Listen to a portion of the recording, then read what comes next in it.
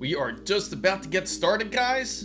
What's up, Yemi? What's up, Egyptian? What's up, guys? Glad to see you in. And without further ado, let's go ahead and get started. Welcome, guys. Oh, I still got my poll up from that stream on Saturday. Hopefully you guys have enjoyed that. It was a great time for sure. But it's a shame with everything that's been going on. Hopefully everybody's been keeping up with all the latest news, especially with what has happened with Micron. It's a bit disappointing, I have to say the least. They have their heart not really on the consumer side. It seems that they want to focus a bit more on making a little bit more moolah, make a little bit more money on the side of AI. They're trying to go with the trend. Apologize about the camera. Let me readjust that. What's up, Alex? Good to see you. Hopefully you got your build coming together quickly. And this is pretty bad news when it comes over to the industry side. Reason being is because Micron is one of the top 3 major developers next to Samsung and HK Hynix. You might not really hear too much about them because they really focus on their side brand when it comes to PC building, when it comes to more of the crucial side. They also focus more on the pre-built side when it comes to HB, Dell, Alienware, whichever pre-built PCs that you are thinking of, that is typically who they develop for. What's up, HDP? What's up, HD Psycho? Hopefully everything's been going good. Villain glasses. Yes, 32 gigabytes of RAM. That's been insane, right? I actually just slipped up. I went ahead and had to make a purchase. And what I chose to do was hopefully that I get it. I went through B&H Photo because they actually had some crucial RAM that they currently are selling. But I don't know if the order is going to get through. More than likely it's going to get canceled because Crucial had announced some memory, like some really affordable memory. It was 6,000 megahertz of memory plus CL32, not for a bad deal, for about $320.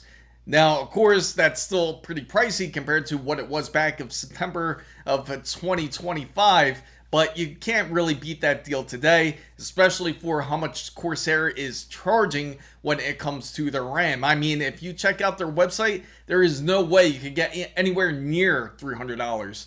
So, is AMD? Yes. So they actually announced they are raising their prices. They announced it as soon as yesterday. So apparently they are planning to push up processors pricing. But this actually has nothing to do with the AI side. This was always planned for the AMD side. And I was hoping that they want to go through with it. But this is what happens when you have one side that is completely dominant when it comes to CPUs. Everybody prefers to get AMD processors. And of course, they have all to say when it comes to it. And that's why, if this whole issue with Micron, that's why it's such a big deal. And reason being is because now you only have really the two that really makes SD-RAM, which is going to be SK Hynix and Samsung. And Samsung really doesn't do too much for DDR5. It's more HK Hynix. But because now you kind of eliminated one of the competition because they want to focus more on HBMs, which is an issue. So, hey Chris, I nabbed some cheap 32 gigabyte DDR5, 6,000 megahertz, AM5 Expo CL28 for eBay for, oh really? Wow, CS Squawk, I gotta know that seller. Send me the Discord.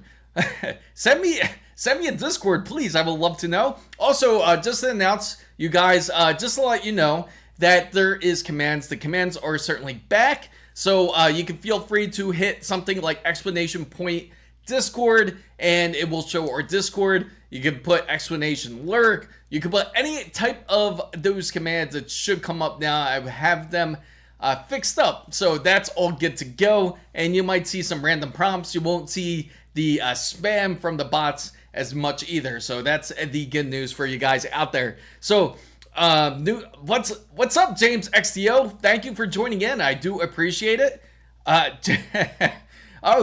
So we got 2 Jameses. Because that's one thing that slipped my mind. I know you, because I remember you said you didn't like being called Egyptian too much, so I figured that would be the easiest way to go through about. So if anybody has any questions at all, feel free to ask. This is an open chat, and I do obviously communicate with the chat, so you can feel free if you are building a PC, or if you're trying to upgrade, and if you're curious if this is the right time to buy some memory. I can completely understand. I know everything has gone pretty berserk, especially with the pricing, not only with the memory side, but you know what's funny? Because of how highly priced memory is, and everything else really is mostly highly priced, even SSDs, as mentioned in some of the comments on Ramageddon. Hopefully you guys got to check out that video. Hopefully you guys enjoyed it, but this is going to be the truth of the matter, because Team Group has said that this problem is only going to get worse, that it can actually delay even to 2028, but let's hope not. That's more than likely going to be the worst case scenario. So you need help, Neville. What's up? Oh, it didn't work. Oh man, it was supposed to. Let me. You know what? This StreamBot, man. Let me. It should be working. You know what it is? I feel like it gets kind of picky, like when it comes to certain commands. Let me make sure that they're all enabled here, and they look like they all are. Let me just try on my end real quick. Thank you, CS Squawk. I'm glad that you enjoyed that video. You got 16 gigabytes of DDR4 for it. That's a great deal. CPU is close to $400. Not bad. What's up, Noah? Welcome in. Thank you for joining in. We're just talking on everything about the whole Ramageddon issue. It really is Ramageddon, because this is going to be a domino effect. This isn't going just to affect RAM, unfortunately. As some of you guys have noticed, you guys have seen that NAND pricing has went up. So that's also going to be an issue. VRAM's also going to be an issue. And I do have some news for everybody out there who is interested in getting, say, the next generation of NVIDIA. Now, this is kind of going over the fact of the 50 series Super. We all know it's going to come out eventually, but exactly when? And there is no set date, because there's not enough VRAM being produced. Reason being is because the NVIDIA is not really dealing with the issue. They don't want to. In fact, there's actually a podcast that Jensen Huang is on, which definitely got to check out, which involves Joe Rogan and Jensen Huang talking to each other. I'm curious if he'll bring it up. I'm sure he has. But if this is the case, it seems that they have delayed it indefinitely. Reason being is because it was supposed to show up for CES 2026. More than likely, we're not going to see it there. And it's going to end up, we're probably not even going to see it during NVIDIA's press conference. Usually they do it in March. Computex is another one. They are more than likely not going to announce it then. So hopefully this whole RAM issue gets resolved, and the same thing with the VRAM. In fact, they just pass it off to their board partners and said to them, like, hey, you guys are now responsible for getting the RAM. We'll provide you the GPU and the PCB, but you guys have to put your own RAM on there, your own VRAM. So I just literally upgraded to gray. Cryptic Celt says from a 3060 Ti to a RX 9070. Thank you for subscribing, Noah. Certainly appreciate it. What power supply for the that's why I'm a bit curious about Kyrian. So the 2600K with the 1060, that doesn't hurt. I mean, I can understand, especially with the pricing today. The funny thing is NVIDIA has actually pushed out a Linux driver up to Pascal, which is, again, the GTX 1000, specifically for Linux. Nothing for Windows, because they had said that they're pretty much done with on the Windows side of things. And more than likely, this is what I wanted to share with you guys about NVIDIA.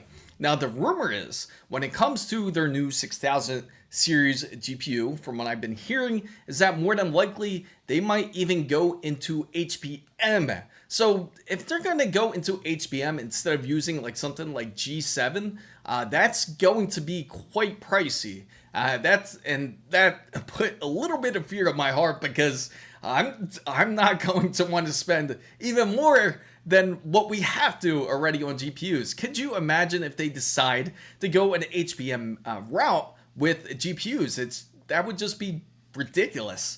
So Micro Center for the win, absolutely. Micro Center is certainly the greatest when it comes to buying your PC components. I'm glad that anybody out there who has a Micro Center, make sure to check it out. They will certainly give you the best deals. One of the best things about them is that they do certainly price match. If you show them Amazon or Newegg, that they are willing to give you that price match for that price.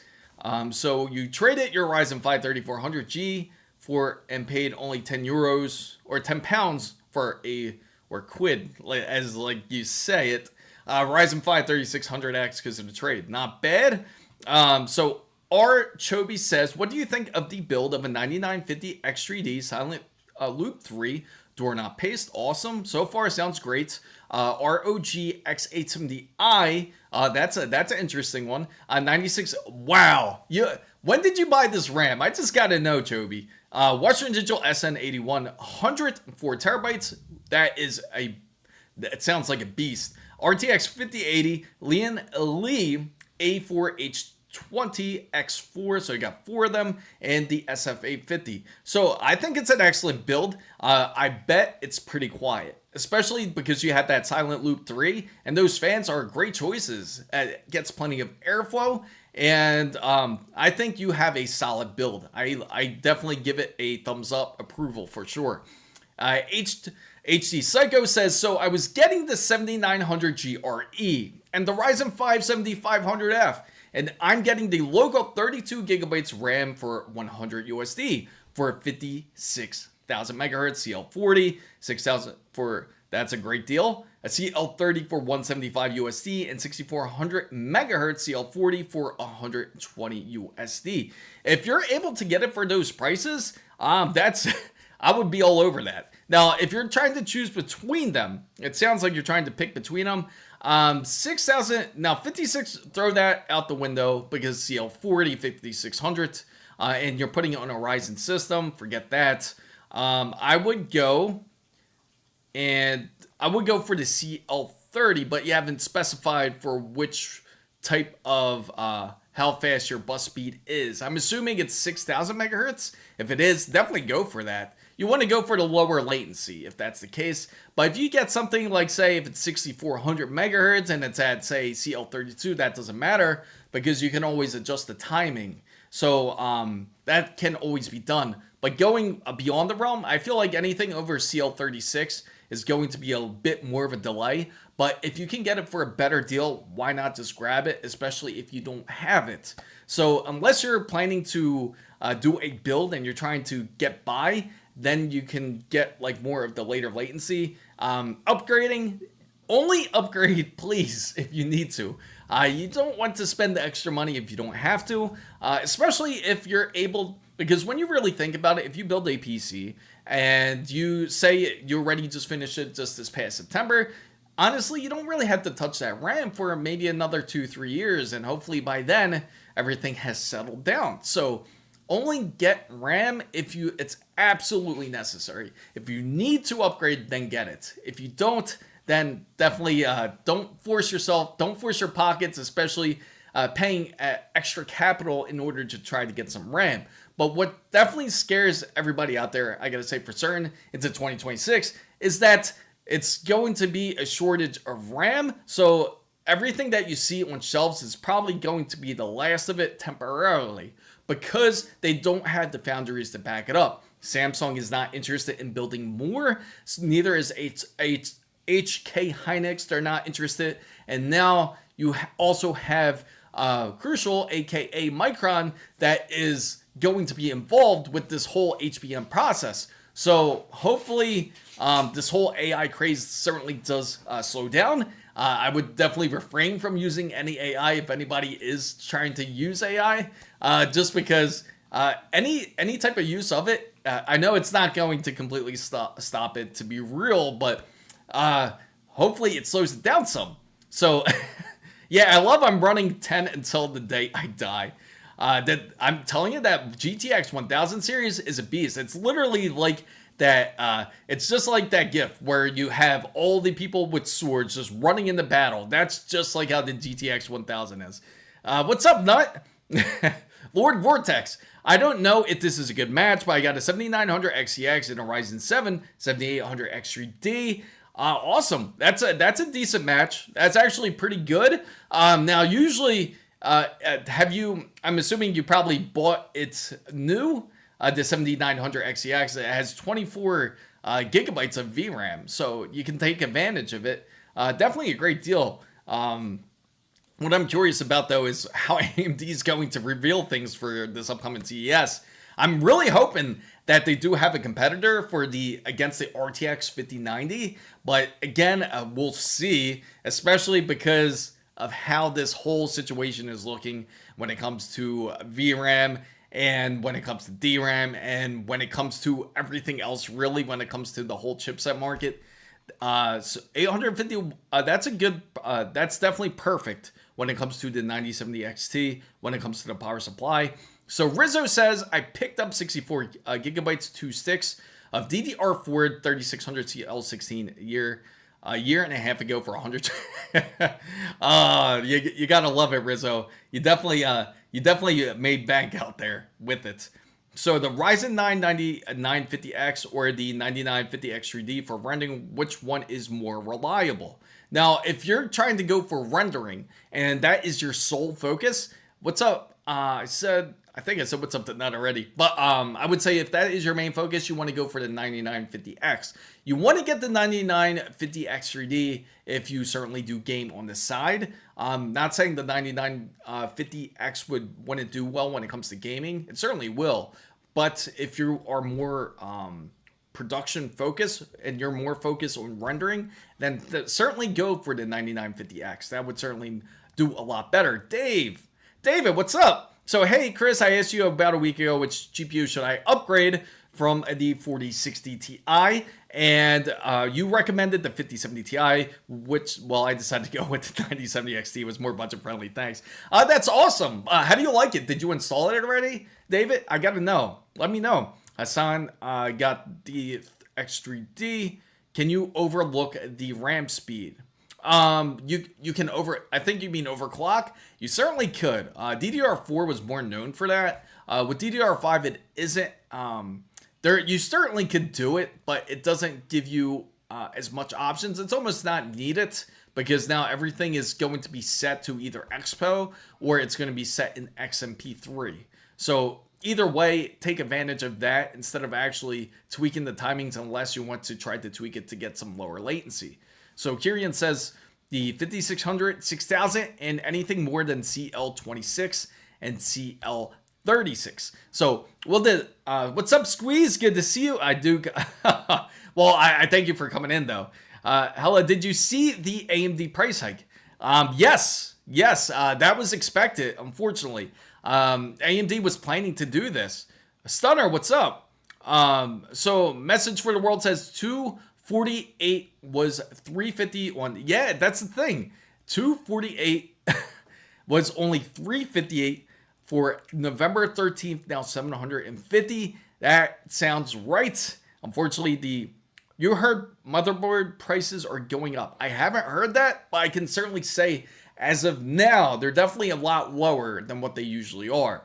And if you check out any of the motherboards right now, you can definitely grab a good deal on them. I think I have them all in the description box, but feel free to check out. I get to your question, Stunner.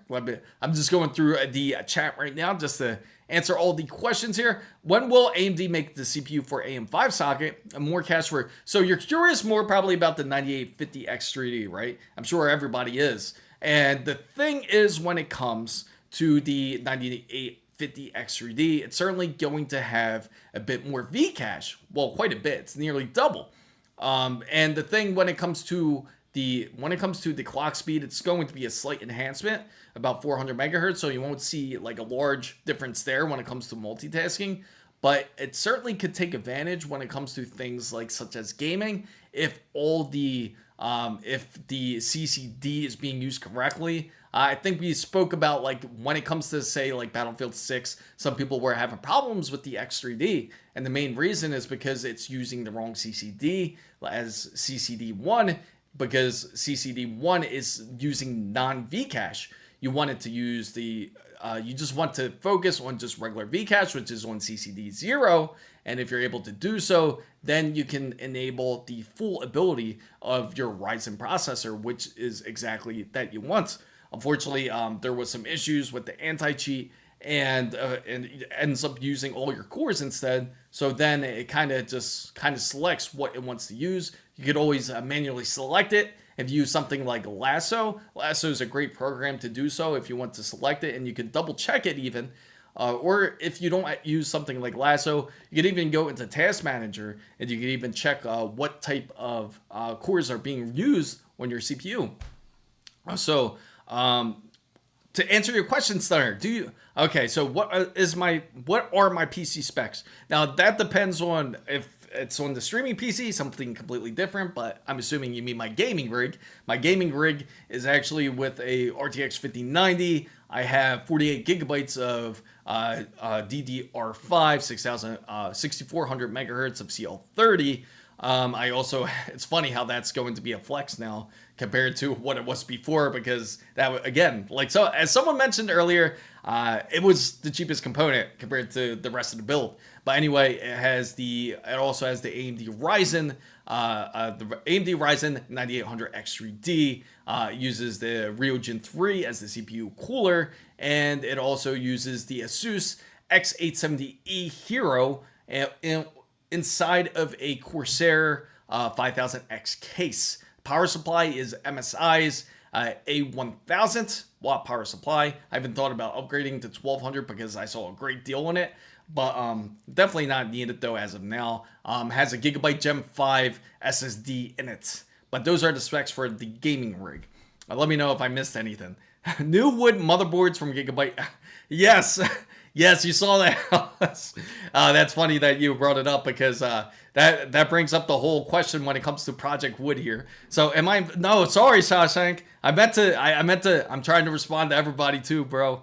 X870E Hero BTF North XLRC box. So that would be awesome to get. That's something I actually want to do. I actually got a PC case from one of the companies. Can't wait to showcase it to you guys and show you what it is. Unfortunately, I tried to request for more extra things, such as RAM, but they said no, they couldn't give it to me because obvious reasons. In fact, you want to hear something funny? Samsung, right? All you guys know Samsung.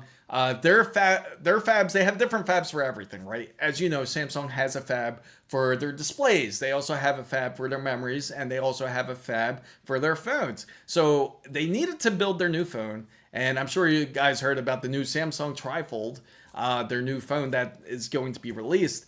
And apparently they said that when they were trying to build their brand new phones, not just the Trifold, but they tried to get some more RAM for the phone. And their own company, Samsung's own company, said, no, we're not approving it. We're sorry. We're going to focus more on the HBM side. So can you imagine? Samsung denied their self to do this to their own phone. So indeed, hope it has a very big increase. Cryptic Celt says, I just wish they would sort Unreal Engine 5. That is a terrible engine. I 100% agree with you. It takes up every type of resource you could imagine in your system. It's just a greedy resource hog, I gotta say. And there's absolutely nothing nobody could do. When they move on to Unreal Engine 6, hopefully that completely washes it away, but it's hard to say. After seeing Unreal Engine 5, it's just a complete disaster. And if anybody plays, just speaking on the fact of just showing how much of an improvement, when it comes to optimizations, when it comes to PCs, just like Helldivers 2. Helldivers 2 was originally nearly about 150 gigabytes when you download it and have it on your PC. Now, with the new optimizations, this just shows you what companies do when it comes to releasing games. Again, it was originally 150 gigabytes. Then they released a new update for Helldivers 2, and with the new update and it being properly optimized for PC, it is only now 29 gigabytes. You literally got rid of about 75% of space that was taken up on PCs. So just imagine if all the games are properly optimized. It would take up so much less space. So indeed, I hope it is a very big increase. So the 16-pin GPU power cable connector is even from AMD's GPU, NVIDIA GPU. Oh, you're finishing that build tonight? Awesome. That makes you wonder if the game devs are pushing back or pushing the game requires increased computer performance if no one can buy the part to run the latest and greatest titles. And that's the thing. It's like now with developers, it kind of screws everybody over, because now if you have a PC, you gotta hope that you have a properly optimized system. In fact, Valve did a recent hardware survey, and I know a lot of people are probably pretty pissed about it, especially because now that 4060 is no longer the popular card when it comes to Steam. And you know what the new popular card for Steam is right now? It's the RTX 5060. So people are still upgrading. They're still changing their GPU when it comes to newer systems. So this is new from the new 2025 Steam hardware survey. And not as many people, unfortunately, have AMD's GPUs. Again, they make phenomenal GPUs. If anyone needs a GPU, I highly recommend trying out the 9070 XT. Definitely one of the top and most highly recommended, even comparing to like a RTX 5070 or RTX 5080, even the RTX 5090, all three of them. I'm telling you, the RTX, the RX 9070 XT is just a awesome performance and awesome price to value when it comes to it. So this makes you oh, that's awesome. You're finishing your build tonight? That's great. This makes you wonder if the game devs are pushing back games that require increasing computer performance. If no one can buy parts to run the latest and greatest titles, only 150 gigs. Always the 60. So I'm going to try out my command here. The funny thing is, I bet if I type it works. It's probably going to work for me for some weird reason. Yeah, there it goes. That's so weird. So if I wrote that, of course it works. So for some reason, I have a time command on there too, but for some reason it doesn't work. Awesome. Yeah, I just typed it just to make sure. Now, anyone can feel free to type a command. You could try to do the explanation Discord. I just want to go try it out just to make sure it was working. I have the other commands here just to make sure that they're working too. And it's pretty funny because I have them all set. If you have a RTX 5070, would you rather upgrade to a 5070 Ti?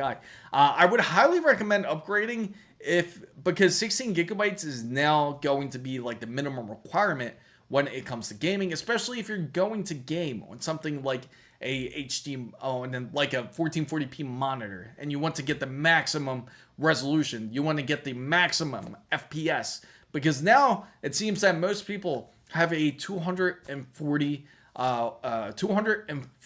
hertz display, and if you want to hit that, you're going to need something at least like 16 gigabytes at the minimum, unless you don't mind setting it to performance mode, where you do take a hit in the graphical side, where you won't see as much quality in your games. So I highly recommend getting 16 gigabytes. So the stream chat is getting filled from each stream open. Yes. What's up, man? Yeah, it's wild. I put the parts into Micro Center of the PC. I just built it, and it went from 2200 practically, and I paid 2600. I love my 5070 Ti 16 gigabytes. It's good, as I hope. Oh, it's going to last you, because you just built that PC, it's definitely going to last you quite some time, especially if you're more of the type that doesn't really upgrade as often as other people do. Some people like to upgrade consistently. Some people like to upgrade like almost like every 3 to 4 months just to try to keep up. And I get that. But for most people out there who build a PC, they just want to use their money to buy games so that way they can enjoy their titles. And more than likely, you're going to be good with your 5070 Ti, especially with your system. Now, again, it all depends on everybody out there on what they're used when it comes to their PC, whether they're going to 1440p. For me, I love to go ultra wide when it comes to PC gaming. I just prefer a 30:9 ratio. So as you know, I made my rig 2 months ago. 9950 X3D Tomahawk X870E Oris Master 5080 64 gigabytes and CL30 RAM. I'm thinking of making streams and rendering PC. What would it, which would be connected to this PC I'm thinking of? Replacing the 5080 with an AMD GPU to make a Intel NVIDIA build. Budget is about 3 to 4K. Yeah, you should certainly be able to do that. I'm sure you can do that, G. Certainly think you can do that. So thoughts on the first PC? Oh, you will build it by next year of October and November. That's perfect. It's going to be good timing. So thoughts on the first PC waiting on the case. So you have a Ryzen 7 7800 X3D with a 7, and you also have a B850A awesome board, ROG. Now you have ASRock 9070 XT. So you did pretty good on your budget, I gotta say. Definitely got some great hardware, especially for what has been out there right now. G-Skill 6000 CL36, definitely going to be one of the better RAMs kits that are out there, way better than those CL42 kits that I'm seeing. And the 9100 Pro 2 terabytes Corsair PSU RM850. That's actually solid. That's also a very solid build that you put together. I'm proud of you, Gator. You're gonna love it. So Hyde says, yeah, it's wild. 32 gigabytes RAM went to 180 to 270 in 2 weeks. That's wild. I have 1440p monitor, but I'm trying to decide whether to go 1440. So the good thing is, if you do choose to go to OLED, it's not going to make a difference when it comes to the 1440p side. If you choose to go 4K, that's a little bit different. Now, of course, if when it comes to the OLED display, the RAM isn't going to matter as much as your GPU. Obviously, if you want 64 gigabytes of RAM, it's going to cost you practically like an RTX 5080 anyway. So you might as well just upgrade to an RTX 5080 and just sell your 5070 Ti. Just saying, but more than likely, you're going to be fine with your RTX 5070 Ti. It's not going to struggle really much at all. In fact, especially if you take advantage. Just a question in here, definitely a poll. I gotta put this poll up just because I actually have a great question for you guys. Out of curiosity, everybody this year, who has AMD Ryzen 9000 series, not the processor, but talking about the GPU, or who also has a NVIDIA 50 series, or maybe perhaps a 4090 even. And I'm going to put this question out. Now, in order, the way this poll works is you just simply type in the number that comes up, and when you put that number in, that will input the graphical poll. So I'm going to ask the question here. Does anybody with those GPUs use frame gen? So it's going to be a simple, just like pretty much a simple yes or no. And I'm going to save this poll here, and I will put it up. Let's see. Right there. So I'm going to put that up, and you guys let me know what your thoughts are. Out of curiosity, I've been getting pretty much mixed things about it. So you can feel free to make a vote on the poll and just put either 1 or 2 to answer the question. So appreciate the feedback. OLED's awesome, to be honest. OLED is great for anybody who wants to go. With OLED, it certainly makes a difference when it comes to gaming. So you gotta definitely, OLED, like just when I went to, say, playing Power World, when I was originally playing on an IPS display. Now, the graphics are also great for when it comes to Power World. But when it came to an OLED display, it just made everything pop. But many people are afraid when it comes to OLED is burn-in. And it's an obvious fear to have because it still does exist. But is it as common as it was back then? And I can say for certain that when it comes to OLED, it doesn't really happen as often because now with these new generation OLED monitors, they have heat sinks. They also have pixel remapping. They also have adaptive displays to where it knows if you're sitting in front of the screen. And when it does, it'll actually dim down if you're just looking away, like for a couple minutes, just to prevent any type of burn-in. So OLED isn't really anything to worry about. It's definitely a lot more, it's definitely better when it comes to input lag. It's actually pretty fast. It's amazingly fast. It's faster than IPS when it comes to input lag. And it's certainly an advantage when it comes to seeing the colors, and the pure blacks are just awesome on it. So, Pratik Gon says, I just bought the 5070 along with the 850 watt modular PSU and deep cool CPU cooler. So that's awesome. How do you like it so far? How do you like the deep cool cooler? They do make great coolers. In fact, I actually have a deep cool cooler that I use, and that's in this very build. So far, we have a lot of news. I don't see anybody using frame generation. See, that's what I figured, because when it comes to frame generation, it seems that not many people are really happy for it. So far, I'll keep this poll up for like let's give it like another 4 minutes, just to see if we get a continuous no. And from what it seems like, that's definitely going to be the case. Didn't mean to move myself there. Meant to move the poll there, so that way you can see it a bit better. What's up, Frozen? Good to see you. I gotta ask you, Frozen, do you use FrameGen? Just out of curiosity. So I currently have the Acer Nitro 1440 180 Hertz. I don't know if I need to upgrade, but I saw MSI OLED, and I don't know if I want to spend. Well, you get it if you need it. If you're more of a competitive gamer, OLED can certainly take the edge. Especially if it's a high refresh rate monitor, if it's a bit quicker, especially if you play something like first-person shooters, you can have that advantage. It does make quite an advantage if you're playing something like Battlefield 6, or if you're playing something like if you are a Black Ops 7 player. Not going to judge right now, but if you are, I'm just saying you can certainly take advantage of those refresh rates if that's the case. So. Also, I use Thermalright's Phantom Spirit 120 Evo. I'm nervous to use AIO or liquid cooling. Do you prefer? Now, this all depends. I can understand why people don't like AIOs, and it's pretty obvious the reason why. They don't really trust any type of, when it comes to liquid, especially when it comes to water. They call it coolant, but we all know it's just like distilled water or mineral water practically. So anyway, nobody likes to deal with it. And of course, if it leaks into your system, of course, it can cause some serious damage. But I can certainly say AIOs have certainly improved so much, especially since they first were pretty much developed.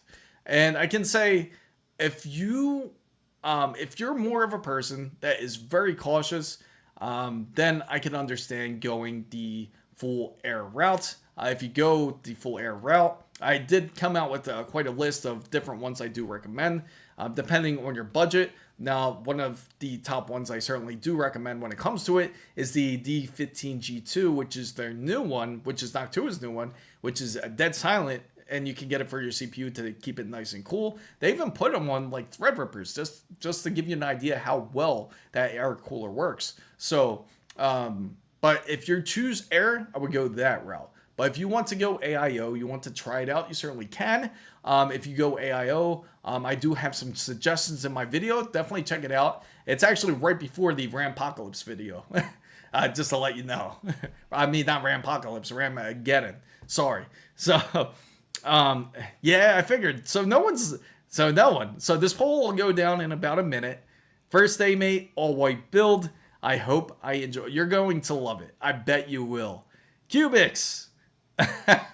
Of course you asked this. It's not actually easy to find 4090s anymore, just to let you know. FrameGen is just a marketing gimmick.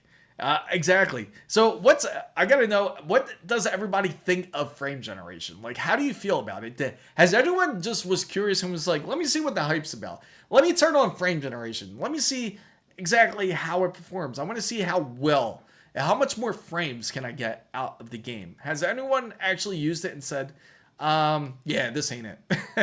Just out of curiosity. Because I know I was the same exact way. I went to turn it on just to see what the hype was about. But yeah, I wasn't feeling it. And I'll explain why. I just want to hear everybody's reasoning for it too. So I also have the best PC ever. I love Noctua. I don't care about RGBs. I put the Chrome Max fans on my Lian Li 207 case. That's awesome, hide and seek. That is definitely the right choice. But yeah, I gotta tell you, Hyde, the Eagles got to take the win. Just got to throw that out there.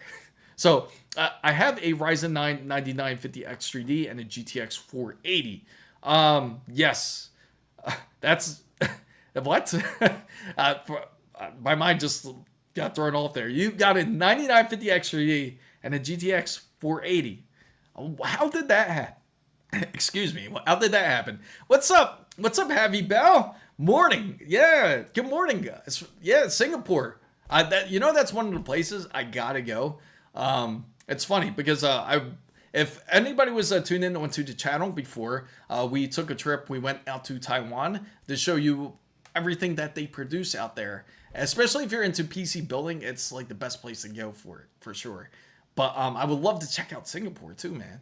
So frame gen is fake. We need real power since frame generation. There you go. And I'm about to get into my beef with that whole thing too soon. I disagree if you put RGB in the calculator. RGBs, yes. Good old RGBs. If you want more frames, you gotta turn it green. You gotta match that RTX card. Or you gotta match your Radeon card, whichever that of your choosing. So my 1060 would do 1.5 times better with frame generation XeSS on average. Bro, I was at the... Oh, really? You were there too? Oh, that sucks. Yeah, you're not the only person I know that went to that game. There's quite a few people I know that actually went to that, and they were all pretty pissed about it. I thought they were going to take it, and they were going to make a comeback, but man, that was frustrating. I just couldn't imagine seeing it. Cubics, the bottleneck would be... that's what threw me off. My mind just blew, literally. So let me take down that poll, guys. It's pretty obvious that no one cares for frame gen, and... I'll explain exactly why. Angry Rooster, welcome. So with the increase of RAM price expected for lasting for years and anticipated price increase in SSDs and GPUs again, do you think that PC gaming and building is a hobby is near? That's, personally, I'm really scared of that. That is one of the things I do fear. And I know there's a lot of fear mongering out there when it comes to things such as, like when we had the shortages of GPUs of the RTX 50 series. That's nothing new. We all know it's going to come to an end. It's just a matter of when it's going to come to an end. Everything almost has its own cycle. But when it comes to something like this feels much different. This is scary almost how bad this feels, because it's just the fact that AI is obviously around and it's not going anywhere. Not yet, at least. And they're obviously trying to compete and have the best data centers. And OpenAI is one of the ones that is really interested in getting more HBMs, DRAM, and everything that they need in order for their AI to work successfully. And unfortunately, this is going to be unforeseen until we see some sort of cooling when it comes to AI. If less people start relying on AI. If people actually start getting tired of using AI to really research everything. But it seems like everybody that you talk to will immediately have ChatGPT as one of their go-to apps. Like one of their most common apps, you can say, like for today in 2025, especially for December, it's going to be ChatGPT.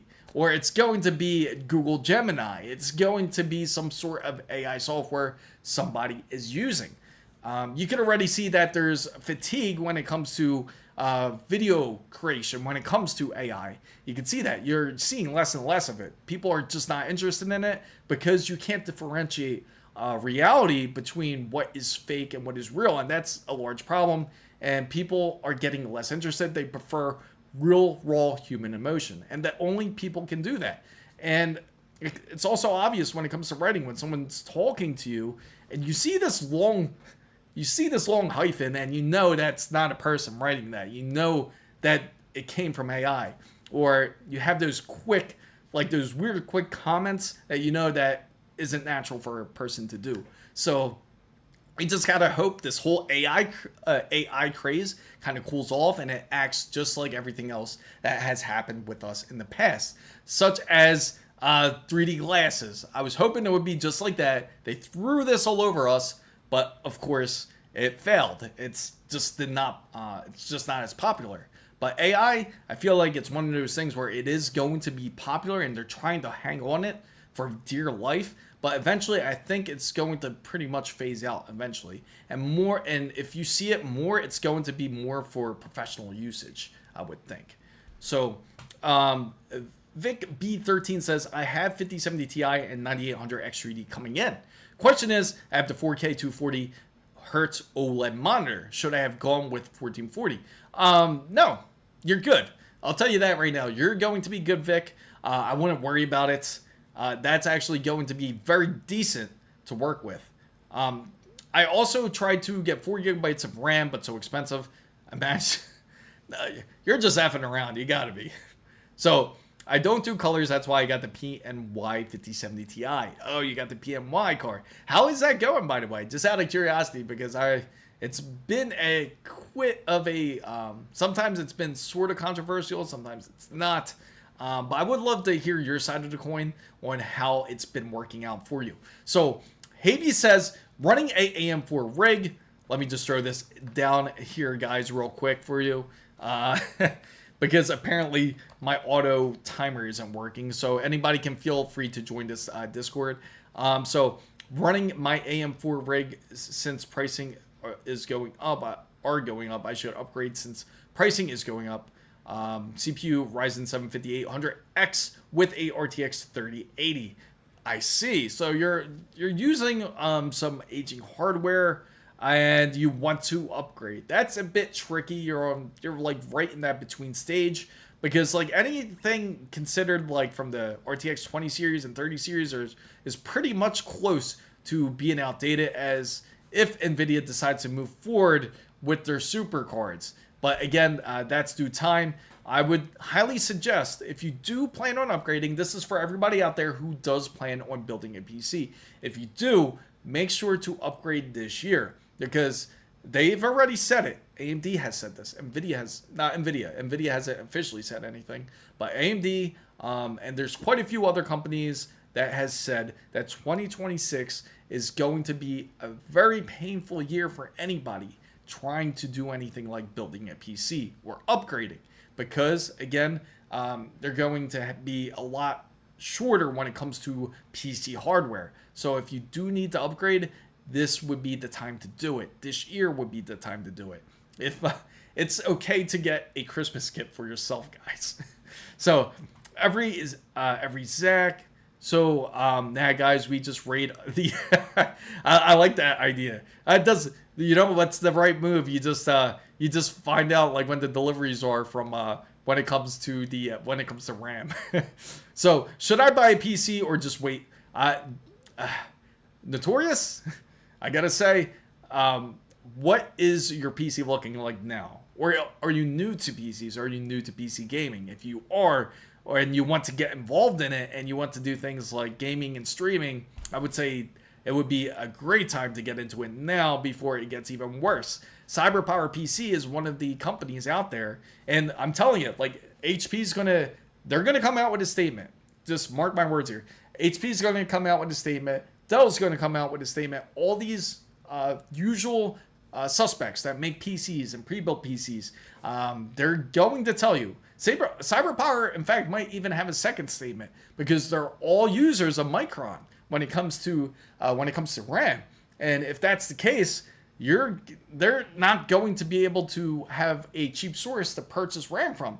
You know what that means? They're going to either have to buy from Kingston, or they're going to have to buy from Corsair, the more expensive brands, which is going to make those pre-built PCs raise up in price. So again, Micron just announced this today. So it's certainly an advantage for anybody out there that wants to get a pre-built PC to certainly start taking a look at your options now, because it's going to just get more expensive, especially in 2026. So AI actually scares me, because sometimes I can't tell what's real. I am glad I pressed. Hey, I did it myself today, because I'm not going to wait till next year and spend $600 or $700 on 32 gigabytes of RAM. That's just effing ridiculous. So the GT7, no problem, Vic. So it's a good card. I got no issues with it. It's basic and works good. So Ali says, hey, I just got a Asus Prime RX 9070 XT overclock on Cyber Monday for 550 pounds, right? That's awesome. That is a great. That's actually an awesome deal, because anybody that is getting the GPUs, take advantage now, because they're actually below MSRP on a lot of those pricings, especially that RX 9070 XT. That's an awesome deal. Shall I change my XG259QN for OLED? 5+ hours on CS2. I will do work for myself, research and machine learning stuff. Awesome. That's good to get into, actually. Anybody out there that is interested in doing like everyone's going to go after you too, just to let you know, because again, when it comes to LLMs, I have these 64 gigabytes of RAM, 7900X, 4080. I play heavy CPU work games. Okay, so if that's the case, if you use something that's more heavy CPU, honestly for you, I wouldn't really see the need for OLED. Now, the problem is when it comes to OLED, there is one issue, and that happens to be the text clarity. If you are more of a person that does things like programming, or you do things like, just like how you're going to do focus on more like things like LLM, you're going to be focusing on a lot of text. And that is the one disadvantage that OLED has. It certainly has gotten a lot better. It's certainly doable if you can deal with it. It's not nowhere near as bad as something like when it comes to like a variable, when it comes to a VRR. It's a lot better compared to something like that. But it's not nowhere as crisp when it comes to IPS displays, when it comes to text. Now, if you are more oriented when it comes to gaming on, say, if you're more of a PC gamer, or if you're more of the type that's into like game development, or if you're more of a video editor, OLED will have its advantages there.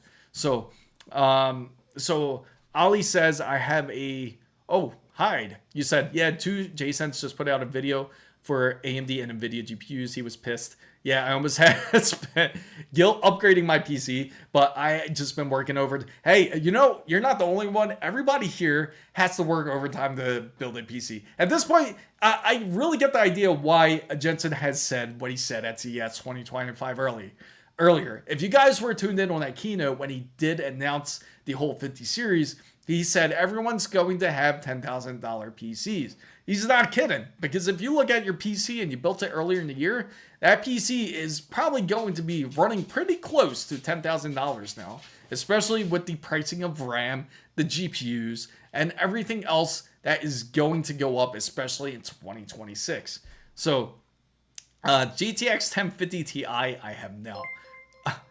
Oh, thanks for subscribing, Notorious. Notorious AW8 subscribe to the channel. I have a 10400 with the 10th end CPU pair with a 9070 XT with minimal bottleneck. Okay, that's the biggest thing you want to avoid is the bottleneck. 9070 XT, again, a great GPU. Ali, tell everybody about it. Tell them how great it is. Which that just reminds me, I do have to go into that spiel about the whole frame generation. Or if you guys are more interested in the RAM side, please let me know, and we'll talk more about it. So the PC building company Meta PCs based here in Phoenix said that the RAM MFG manufacturer has reached out to them to buy. Oh, are you serious? It's gotten that bad. So if you are like me, who had a i7 10th gen MX230 8GB DDR4, who has a BV9950X3D and a 5080. Oh, wow. So, bought my 5070 Ti a few weeks ago. Thank God. RAM is expensive, though. Every time I find a deal on Amazon, it disappears out my basket in seconds. That's how quickly they are selling out. I can believe it. It is insane just how quick they are selling out when it comes to RAM. In fact, I wanted to get more RAM, even just like regular DDR4 RAM, like for the Stream Build. My Stream Build is a Threadripper PC. If you guys follow, it's a 3970X. So it runs up to 8 sticks of DDR4 in it. Currently, I have up to 4. I wanted to fill it up, but unfortunately, it's all gone already. And the pricing is just quite horrendous. So Sorry, I resent the message in one. Oh, it's all right. Do you think it's a good idea upgrading from the 7800 Neon? I would suggest if you have a 5070 Ti, I would just hang on, to be honest. The reason why I would say to hang on is because there is going to be, more than likely, this 9850 X3D will be coming out sometime soon. And if that's the case, especially in CES, make sure you guys definitely subscribe to the channel. Like, don't forget that. That's definitely important. But also at CES, when we go there, then hopefully by then they will announce the new processors. Then it would make a bit more sense when it comes to like their whole price increasing. I think it's a bit premature for AMD to do so. I kind of saw through it too, because when we were looking over the Black Friday deals, and hopefully you guys got to check out those videos too, but on Black Friday and Cyber Monday, I noticed that the processors weren't that great of a deal. It was like more like $5 or $10 off if you're lucky, and everything else was still like MSRP. They made it seem like it was a bigger discount than what it was. Like they were saying you're getting 40 or 50 bucks, and I practically said no, that's not true. It's like more like an illusion that they created from when it comes to the processor side. So unfortunately, that was kind of like a telltale sign that they did not want to adjust the pricing at all when it came to the processors. So no problem, Mattel. Should I probably stick with IPS? Also, I changed my CPU. Says the CPU will increase in price too. Yes, that is true. 9950X would be the beast. It's literally the best. What's up, Fred Young? It's literally the best when it comes from AMD. They use the top silicon. Now, if you have an Asus board, and if anybody has an Asus board, you can actually go into the BIOS and actually see what grade silicon that your processor is. So you can actually find out if it's going to be a high grade. Usually it's like 100. Some of them are as high as 110, insanely enough. But from that way, you can certainly tell how well the chip is made. And so far, most people who have the 9950X3D certainly have the best. Now, Hyde says, luckily I have a friend that works at Micro Center on the suburbs of Philly. And he said it's packed with people buying stuff. So they don't even need right now. Just because the cost is going up. Absolutely. Yeah, it is ridiculous. RAM prices are silly money. So how much of performance jump would a X3D processor would have compared to a 9950 X3D? So which one do you mean? Sorry, G, just trying to follow with you, because you're saying a performance jump would a X3D compared to like a regular X, or because they're both X3D processors here when you say 9950 X3D. So for what is more insane for me is the DDI. I know that makes absolutely no sense. They're just doing it because they just want to F with us. That's practically it. I feel like they're effing with us because now it's like they want to see how much money they can really pull out of us. See if we can compete with big corporates. Yeah, okay. And we're not doing that. And some new memory for my new build, but I've been priced out. A lot of people have. It's a very unfortunate fact for all of us out there, like when it comes to it. The RAM at Micro Center in Phoenix has been wiped out. It's gone already. That's insane.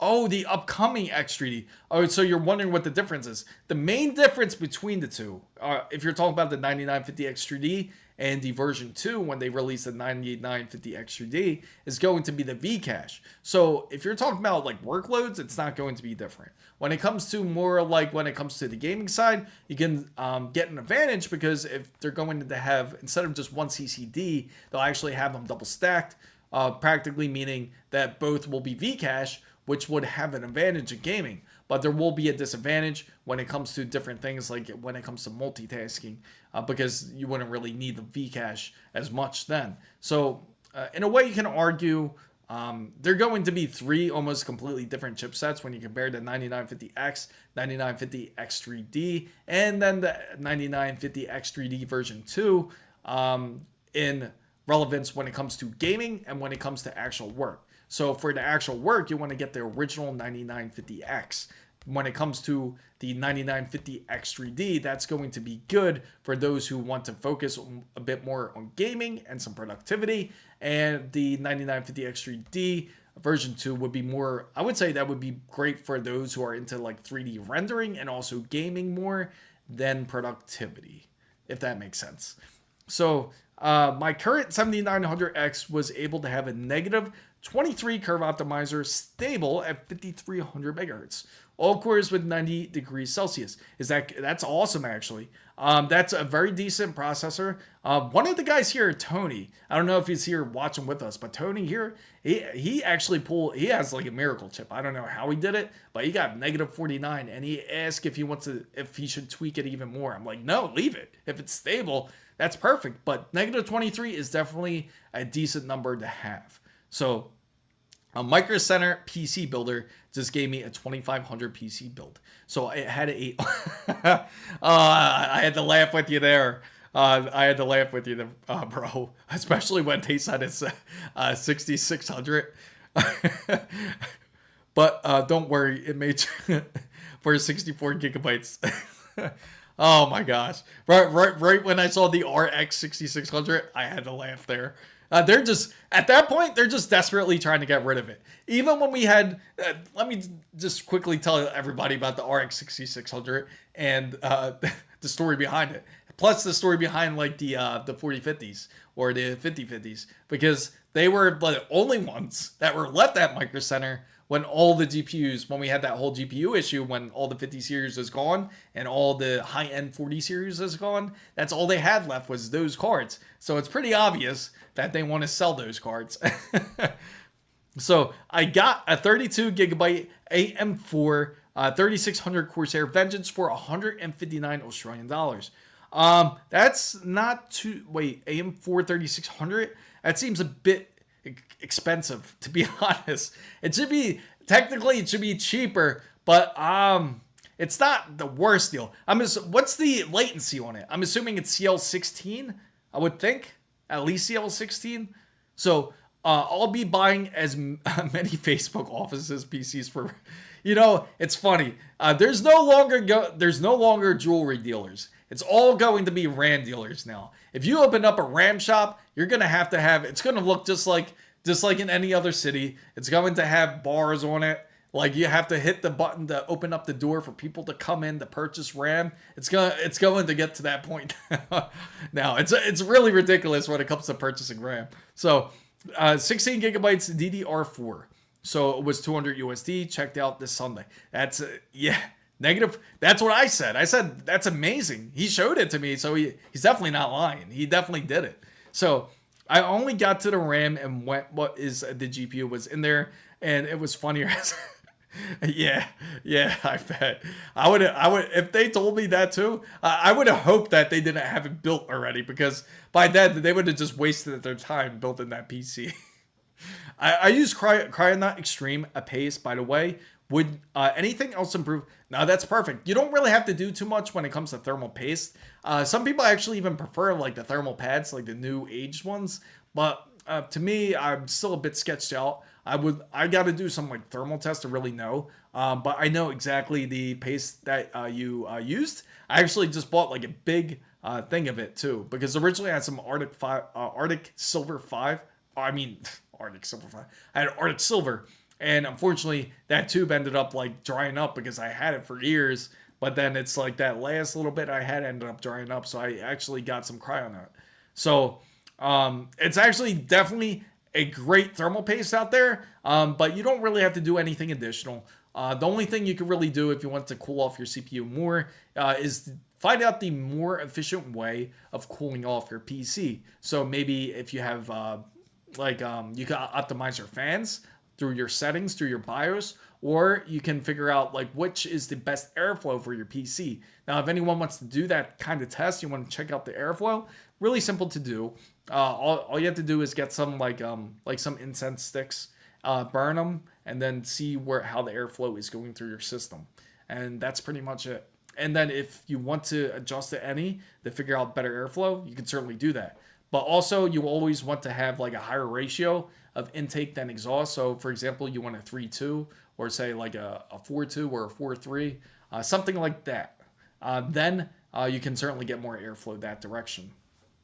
Now, so the RAM prices are so bad that $1,000 PCs turns into $1,500 PCs. And I'm just trying to get into PC building with my first. I get it. For everybody that's just trying to get into PC building, I know this is a really painful time for you guys. I certainly apologize for everybody that is getting into it, but I can tell you right now, you've entered probably just the right time before it gets worse. And unfortunately, that's the bad side of it. It's certainly expected to get worse, only into 2026. Now, I don't expect the pricing to go too crazy. I could be dead wrong. It could end up like going up the very next week because maybe the demand's even higher than expected, especially because somebody in here just has mentioned that Meta PCs has even been getting contacted to purchase their RAM that they currently have in stock. And if that's the case, that's not a good sign. But you certainly came in at probably just right at the right moment before next year, because it's going to be near impossible to be building PCs in 2026 at this point. But I would highly recommend, if anyone does want to build a PC, you want to build within this year. You don't want to wait until 2026, because even these are the people, just to say, these are going to be the same people who said wait to build a PC, are the same people that said that, oh, they're just doing this for Black Friday. They're just trying to upsell the RAM. They're just trying to make it look expensive. So that way on Black Friday, they could bring it back down to the regular MSRP prices on Black Friday, and then they'll sell it at regular price like back of September 2025.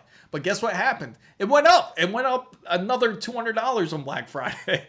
So nobody really got a great deal. So now I'm tempted to look for any mom and pop computer shops around me. Yeah, that's a great question. That is a great question. You probably have a much better shot of buying RAM from somebody that absolutely does not know. So my GPU fans are turning slow. What's the reason? Now there's a couple of reasons for that. I'm assuming, what type of GPU do you have again? Is it? Because if some GPUs will actually not spin unless they are being used. So is it because it's at idle, your PC, you're not really using your GPU, because that's what your GPU fan curve is mostly set at. Now, if it's spinning slow while you're gaming, then it sounds like there's an issue with the card's fan speeds. And obviously that can be adjusted through something like MSI Afterburner. I got $350 RAM that was $600. That's awesome that you did. Yeah, thermal change pads are only way forward. Yeah, that's what I'm saying. A lot of people are into that now. They like these new pads. So I have the 5000D full 120 millimeter 3-in-3 intake, 3-in-1 exhaust, fan and radiator at the top. At the exhaust, shall I move my AI? Now I can certainly tell you, I've tried this. I tried this a couple times. From moving it to the front or the top, I can say the more preferred method for sure when it comes to, because you always hear argument between this, like which way is better. And honestly, they're both exactly the same. So even if you feel like you're going to get better cooler air if you sit your 360, like say AIO in the front, it's not necessarily the case, because you would assume it would intake better cooler air instead of exhausting high air. So but the results ended up being the same. So honestly, either way is good. Either way will be great. And also, in the 5000D case, that's actually a great airflow case to have it set on the top, because I have it set the same exact way, but I got the 5000X instead. So the all my parts are coming next week. Awesome, Jet. Yeah, I can't wait for you to do your build. I got a Ryzen 7 3700X and an RTX 2060 Super. What should I upgrade? Now that's a great question. If you're looking to upgrade your PC, to be honest, Andy, I would say, I wonder if you're the same Andy that came into my first original stream. But Andy, I gotta say, like, when it comes to it, it's probably a good idea to think about building more than actually upgrading, because I don't want you to end up wasting money on a older AM4 system if you don't have to. But if you really have to upgrade on an AM4 system, go for the GPU. GPU would be the better upgrade. There's always going to be some sort of natural bottleneck when it comes to the CPU, because especially if you're going to be using it for gaming. So if you have to upgrade on an AM4 platform, upgrade the GPU instead, and you should be pretty much good. The only time you'll really start struggling more is when you get into engines, such as we mentioned earlier, such as Unreal Engine 5. That's going to end up struggling there. So I've tried undervolting my Ryzen 5600 CPU by -10, and it was unstable. All the cores somewhat stable on -8, but get random reboots once a week. Oh wow! And do you have your PBO on and everything? You have your PBO, and have you tried adjusting? Yeah, that's rough. That's like really well 5600. That's why you have a standard 5600. They're going to be a lot more stringent when it comes to that CPU. If you get the X, it's going to be a little bit different. So if anybody tries to overclock like a standard CPU, it's going to be very limited. If you can overclock it, like even up to, I'd be impressed if you could get it up to like -20 even on something like a 5600. But you won't get that as common as something like if you got a 5600X or you went the 5600 XUD. That will allow you for overclocking.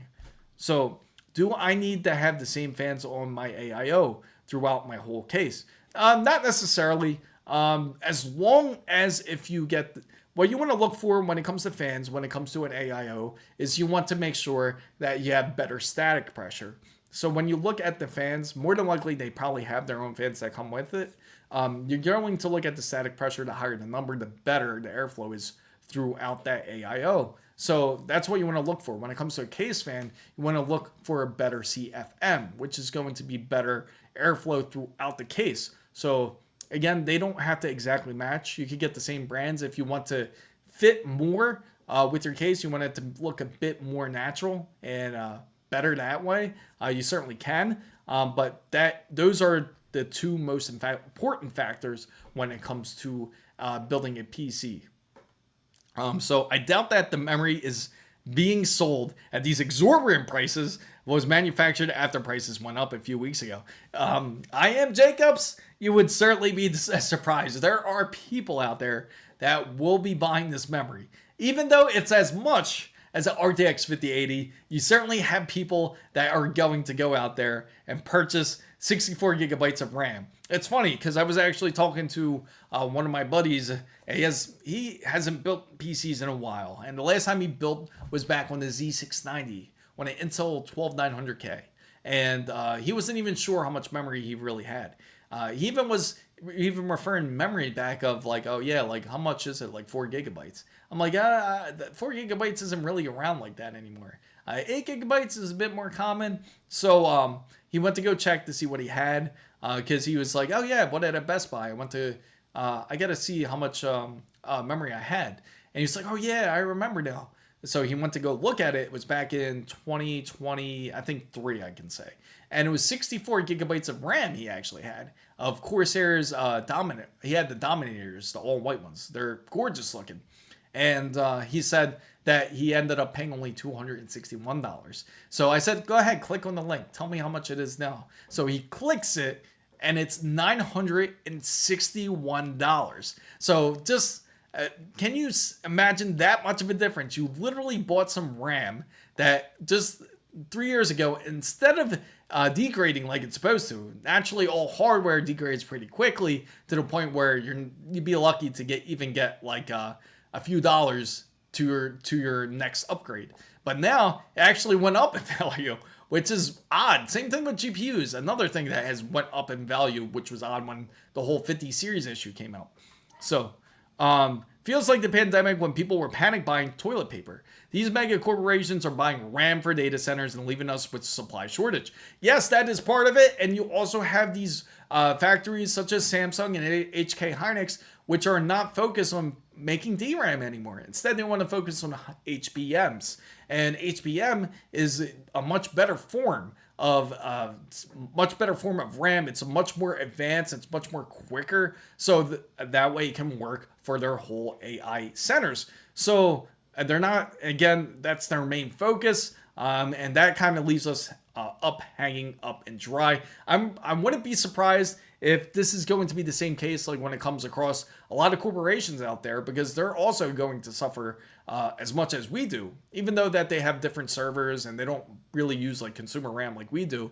They also have business RAM, and more than likely their side is quite affected as well. So I can't believe AMD raised GPUs cost 10% in early, and you know what the crazy part is? It's because of the VRAM, and that's the main reason. And I guarantee you, NVIDIA hasn't said it because they don't have to. All they have to say is, oh, we're just not going to package our VRAM anymore when it comes to our boards. We're just going to let our board partners deal with it.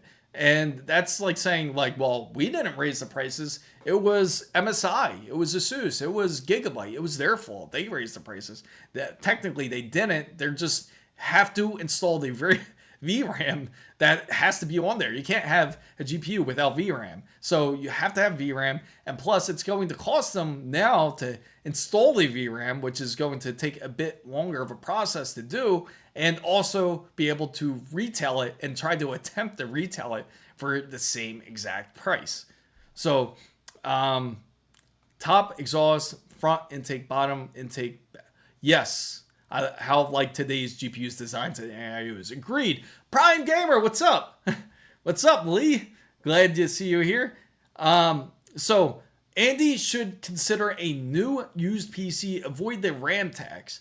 The RAM alone might cost more than the entire used gaming PC. Absolutely. You know what's funny, Lee? I meant to send you a photo because I know you love seeing the sky, especially today. So I got to send that over to you just to remind me. So is full tower case better airflow than mid tower? Now it's funny because you don't see the full tower cases as common, but it seems like they are certainly making a comeback.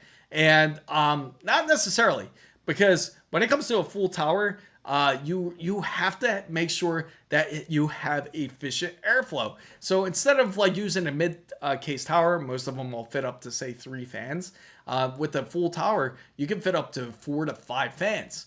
And that's not just the front. That's talking about the side panel, also the top panel too. So it's like you can be overwhelmed with fans. And I'm sure you guys seen it. There's some people out there that have literally like 20 fans on their PC because of it. So in order for the airflow to be more efficient, it's not really more efficient, so to say, but you have to make it efficient because of that. But you can fit a lot more in a full tower case than you can on a standard case, if that makes sense. Like if you want to expand on your PC, you easily can.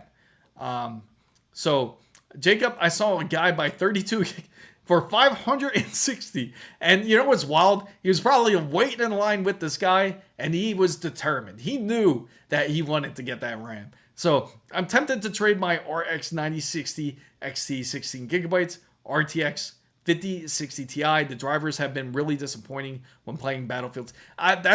Oh, really? You've been having issues with it?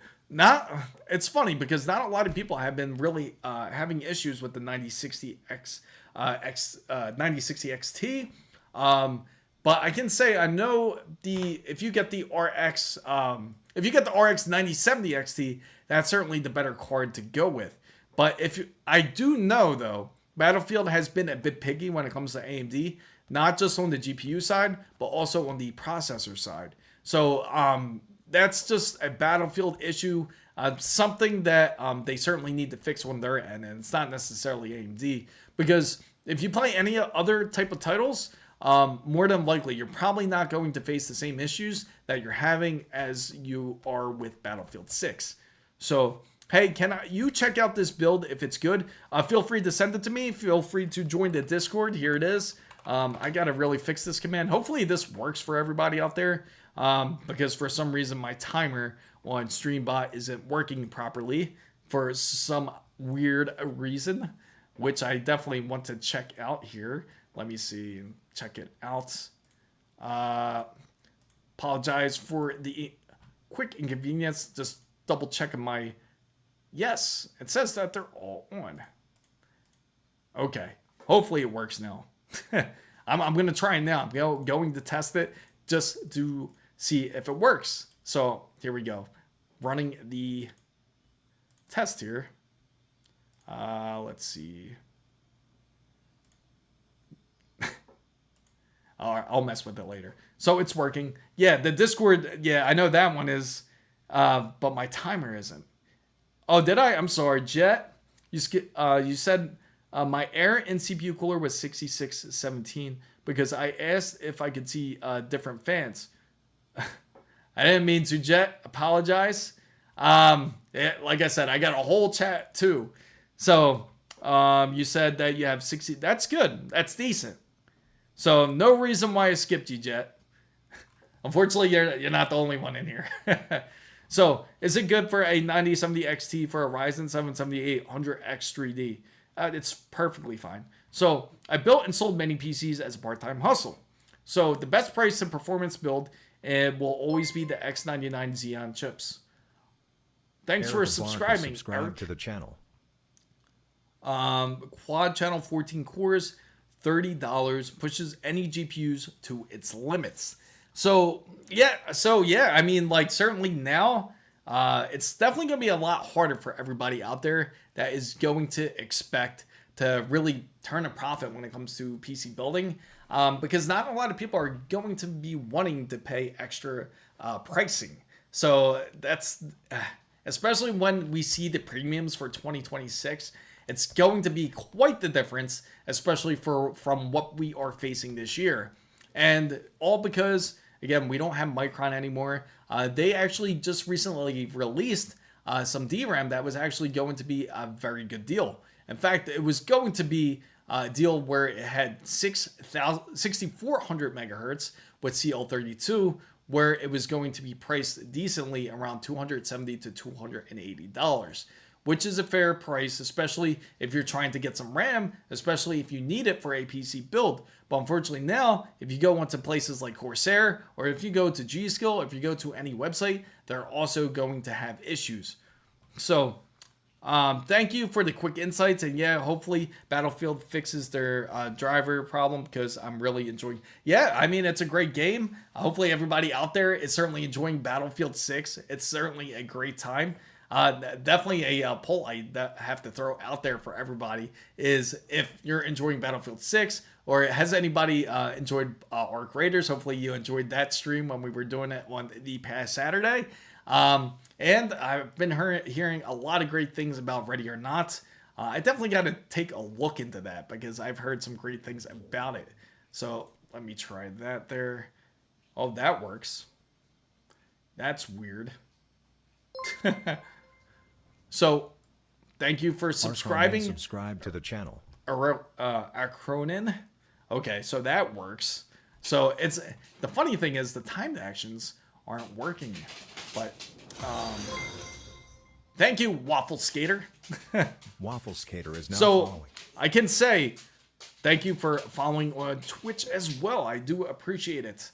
But I can say when it comes to NVIDIA, it certainly seems like we're not going to see any new cards, unfortunately.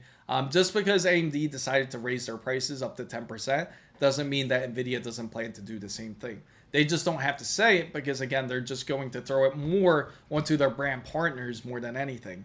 They don't have to say it, because they'll just say, well, MSI had to raise the prices due to, which we're going to hear is due to the VRAM, due to the limited capacity that we certainly have.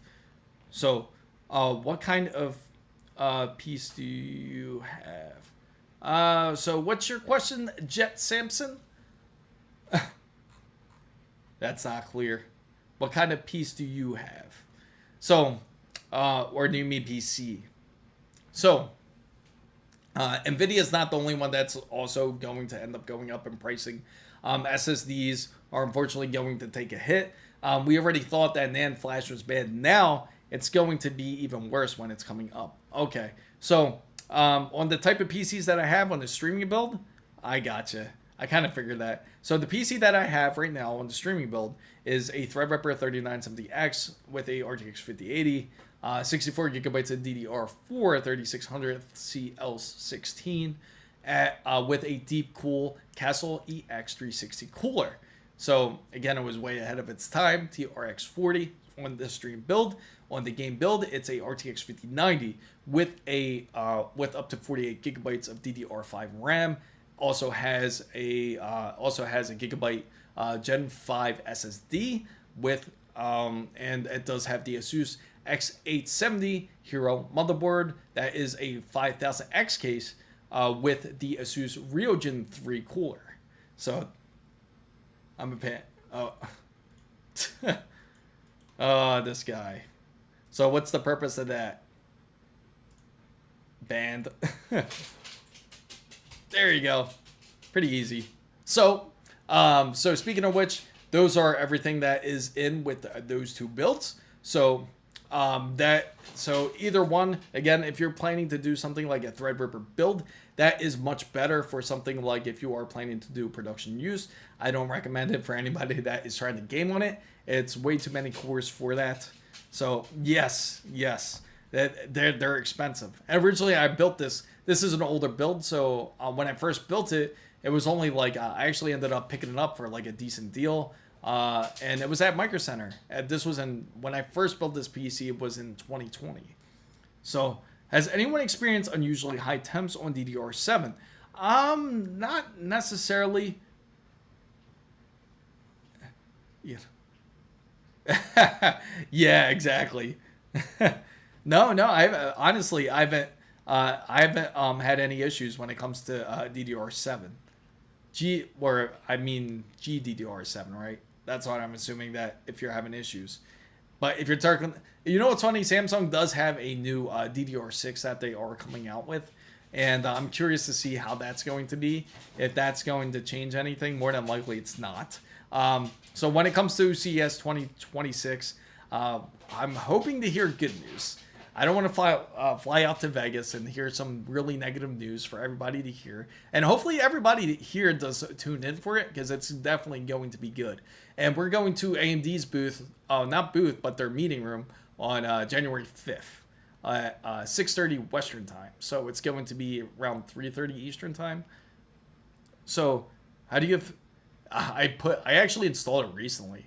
That it wasn't a 5090. It's not a 5090 in the RTX, not the Threadripper build, but it's actually a 5080. And if you followed the stream a couple weeks ago, I had to upgrade it. Unfortunately, I actually upgraded it twice. Originally, it was a 2080 Ti. Then it went to a 3080 Ti. Then I had to swap it to the 5080 after. So yes, absolutely correct. Oh, sweet. I will bet.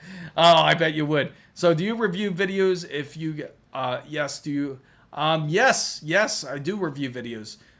Currently the most I work with right now is, I've been working with Asus, and I've worked with a couple other companies as well. So Costco has iBuy power pre-builds with 9800X 3Ds and 5070s with 32 gigabytes of RAM. Oh, thanks for following. Mommy is now following. So Costco has iBuy power pre-builds. You got to really watch it with them too, because now they're gonna go. They already announced that their pricing was going up because of RAM, and now it's going to be even worse because Micron was like their main go-to when it comes to manufacturing RAM.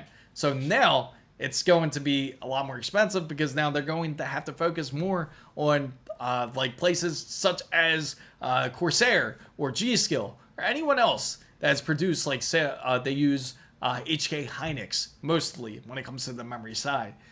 What games do I play? Great question. So I've been playing a lot of Battlefield 6. Recently I just gotten into Arc Raiders.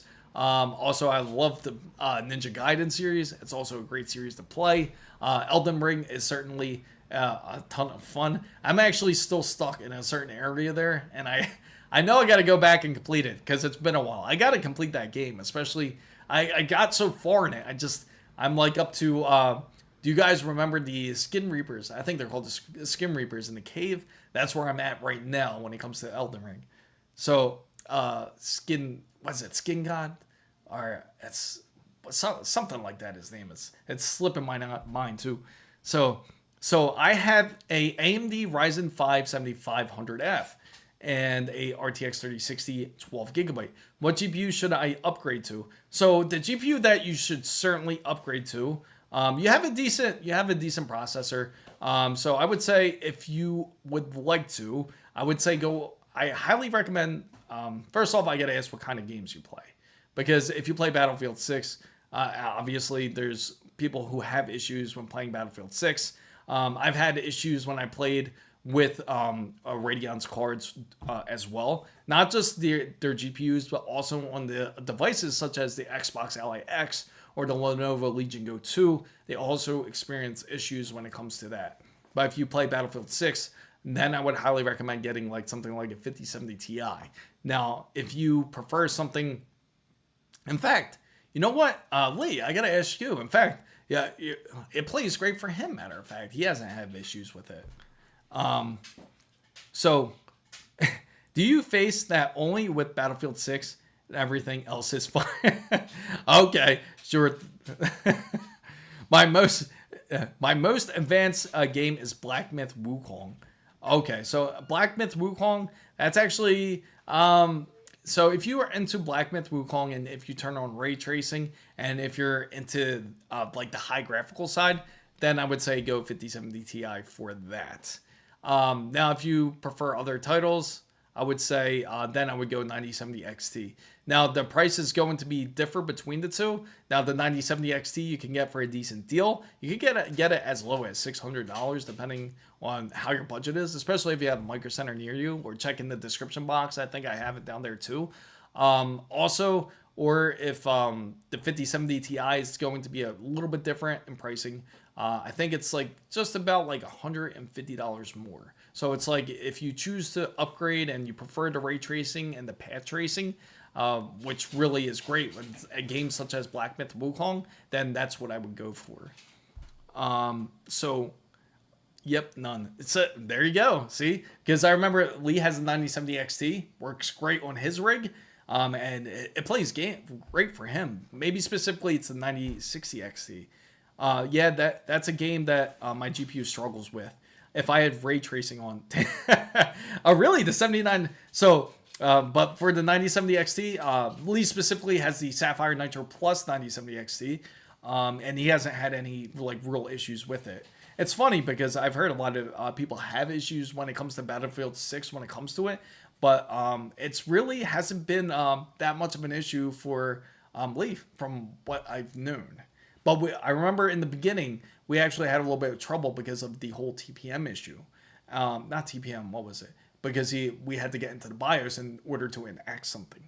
So Power Color, that's a good deal. So just like what Nick brought up, Power Color is selling their 9070 XT Red Double for $650 on their Amazon store. So that's a good deal. That's an awesome deal, actually.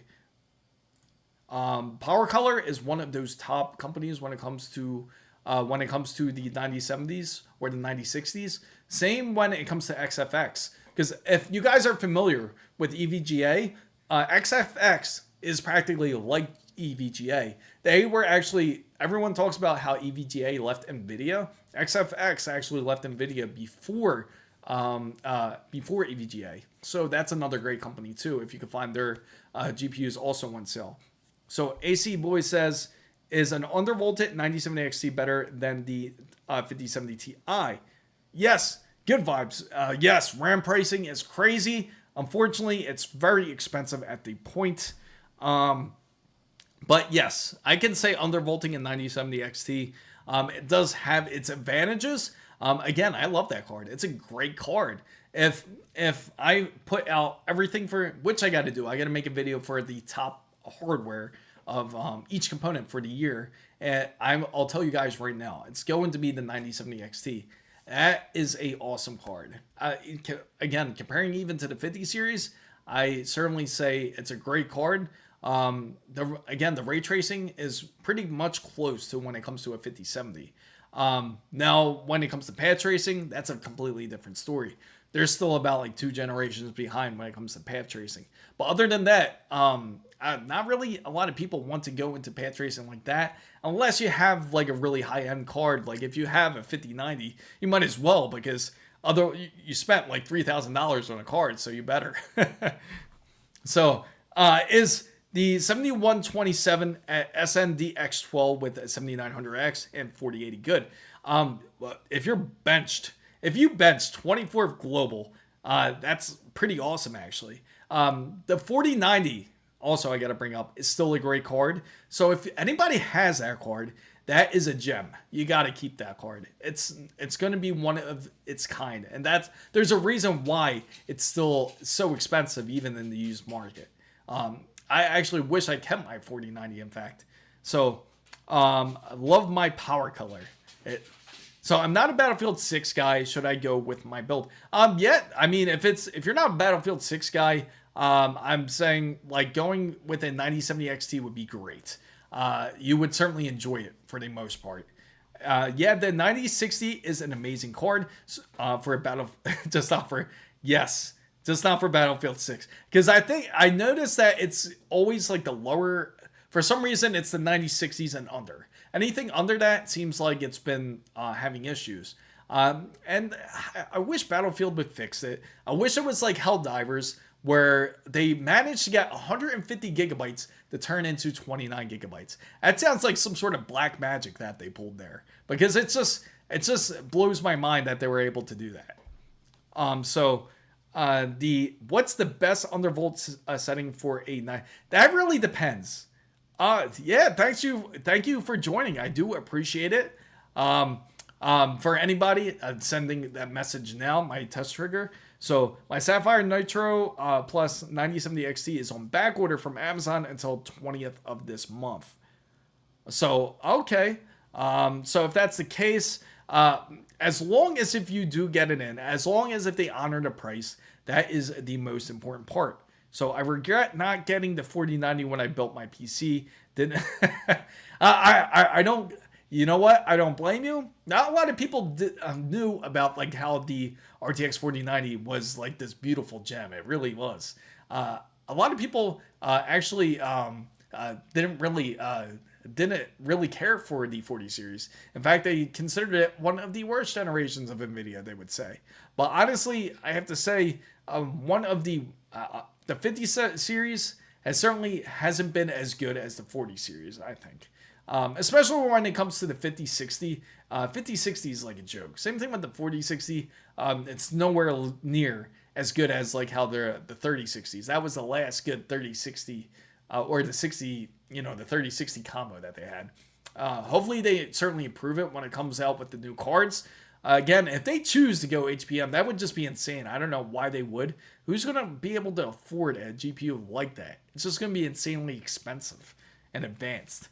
So, hey, I saw your RAM video and have done a small analysis myself. For the most part, it seems like the pricing that could normalize around October or November of next year. All supplies booked until Q3 2026. But this doesn't this affect? Absolutely. This certainly will. Thank you for seeing that video. I will say it will certainly affect it in the most part. I don't think a lot of people expected Micron to pull that card. If you guys are unfamiliar with Micron, they are also the creators of Crucial, the great T705s and the T710s. Those Gen 5 SSDs are no longer going to be available. Make sure to take advantage of it if you can, because they are some great SSDs you can certainly get.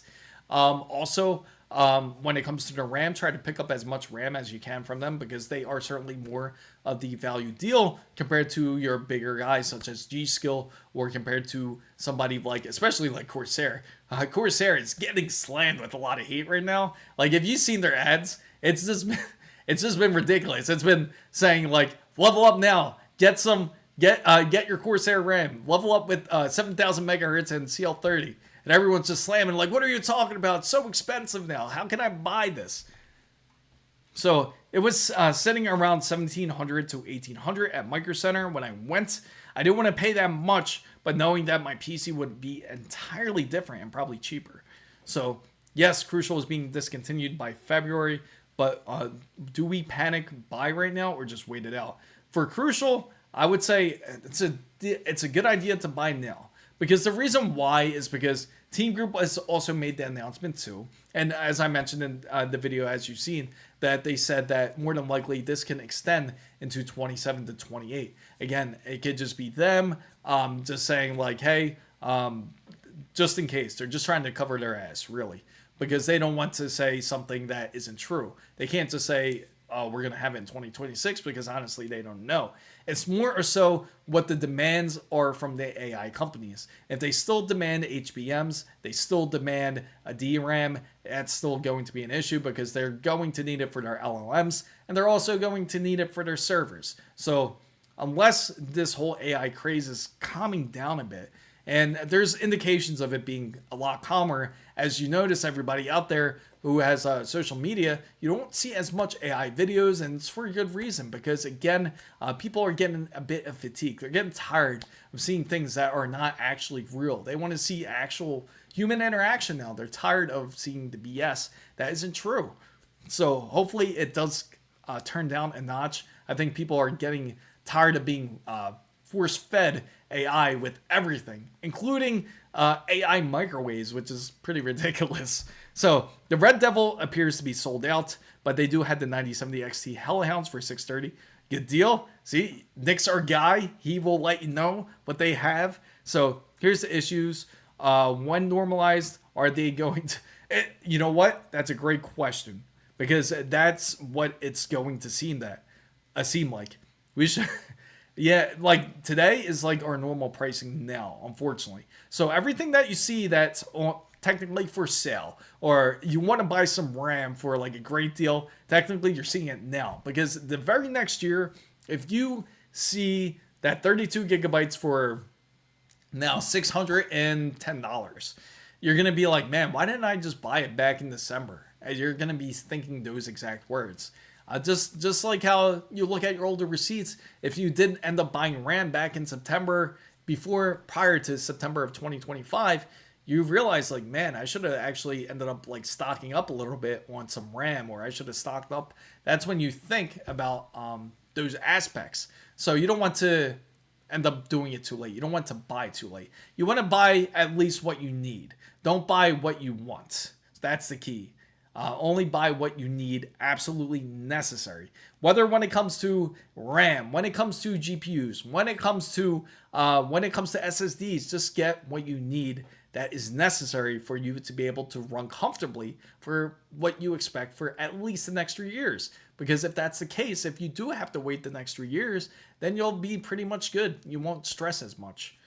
So, is lossless get? No, I'll tell you that right now. That's just a waste. Yeah, you don't even have to get that.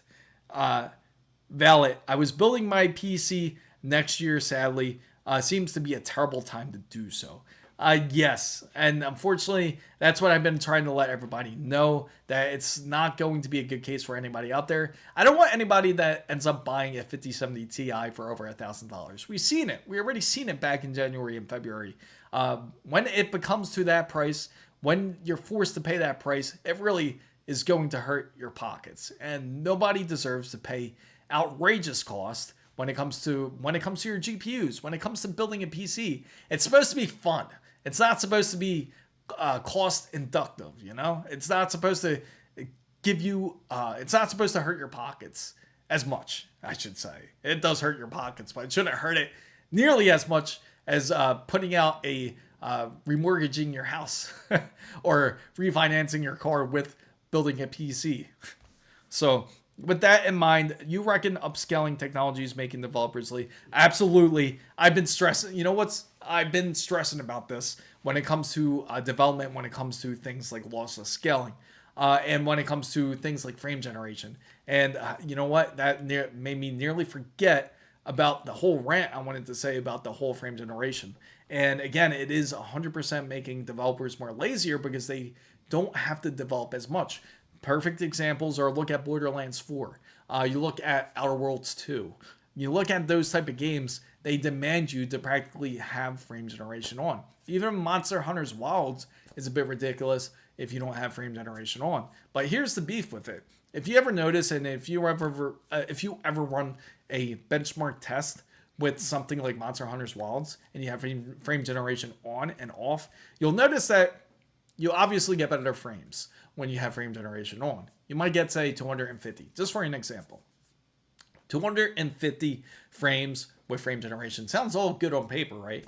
but your score is like, say, 30,000. But when you have your frame generation off and you're running the game, and you notice that you only get 200 frames without frame generation, but your score is going to be about, say, 35 or 36,000. You're like, why is that? You have better frames when you have frame generation on. And it's exactly how it sounds. It's not really true frames that you are experiencing. It's just practically duplicates. It's almost like kind of understanding the pattern of the game. So it makes it seem like it's inducing some sort of extra frames when it's actually not. So that's why if you're playing games, like for example, like when I made the video on the Lenovo Legion Go 2, going back to that, even though that's not NVIDIA, but for example, AMD's frame generation, when you're seeing it on Battlefield 6 even, it says 170 frames, right? But it's not feeling like 170 frames. It still technically feels like you're playing at 40 frames per second. Even though it says it's 170, it doesn't react. The input lag's not there for it. You see what I mean? That's the big problem when it comes to frame generation. It's not true to its nature. So when you're playing the game, even though it feels like you're going at 250, you're not going to feel it. And the worst part of it too is when I even first experienced it in something like Ninja Gaiden 2, when they remastered it and they had frame generation featured on, and I had the RTX 4090, I was like, oh, let me turn this on and see what it's about. Turn it on, and it was completely horrid. And the reason being is like, just like when Ryo Hayabusa is jumping on the wall when he does the bird flip, instead he does the bird flip, and then I start to see pixels everywhere, like all over the place. Like it didn't know what to do. It didn't know how to mimic it. So it just made it into a big mess. So frame generation is certainly not it. Definitely one of those things where it's just to try to sell you. So what's up, Wink? What's up, Silent Fusion? The Borderlands rep just said, no, he didn't. Did he really? He said just use, so I probably can't have the exams coming up in the heavens and my parents aren't going to, oh man. So I fear the price of RAM, it is. Unfortunately, it's only going to go up because AI is just going to demand more. The data centers are obviously needed. They obviously need the HBM. They obviously need the servers to fill up because, as you notice, like if you use something like ChatGPT, you'll notice it gets slower and slower. And reason being is because they get fuller and fuller each day. So they have to get more and more service to accomplish what they need with ChatGPT, for example, or any other type of AI that you use. You'll notice that it's getting slower. Now, if you compare it to something like a local LLM, if anybody has used one, try it. See how a local LLM is. And if you use it, like practically local AI, you're going to see how much quicker the response is compared to using something like a AI server. So when you use AI server, you have to wait for the response back. Now, when you use something that's locally done, it's going to respond immediately within seconds, like nanoseconds. So again, they're trying to accomplish how quick it used to be. Because if you guys remember back then, it was really quick. Like if you asked it a question, it would respond relatively quick.